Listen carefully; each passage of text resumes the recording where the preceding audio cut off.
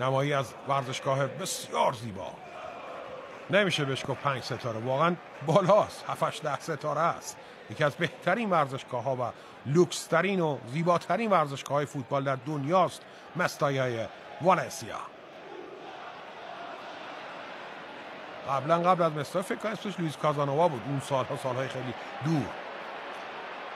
حرکت میکنن 16 از تیم والنسیا. لاپز فرصت، ضربه، حالا گله، بله توی دروازه، ضربه رو میزنه و گل به ثمر میرسه. دورو نتیجه رو 1-0 میکنه، میترکونه ورزشگاه مستایا رو. نگاه کنید بازم فولکی همه کارو کرد. شماره 8 ضربه رو زد، گوئرا کورتوا برگشت داد و دیگه چیکار باید میکرد؟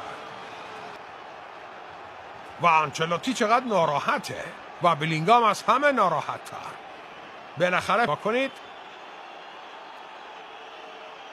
جلو اومده گلر، نکنه داور بخواد تصمیم بگیره که تکرار بکنه پنالتی رو.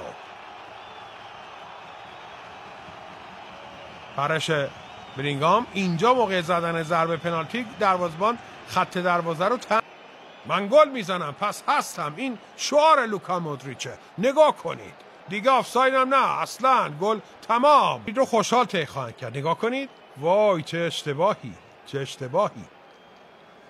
اونم پیش کی؟ پیش جود بلینگام.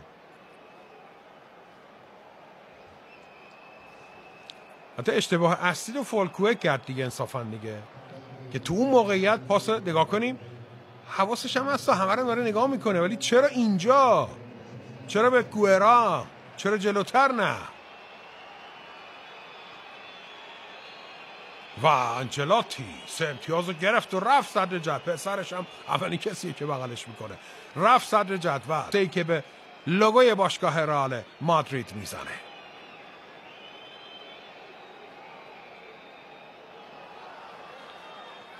میشه گفت گل به خودی زدن.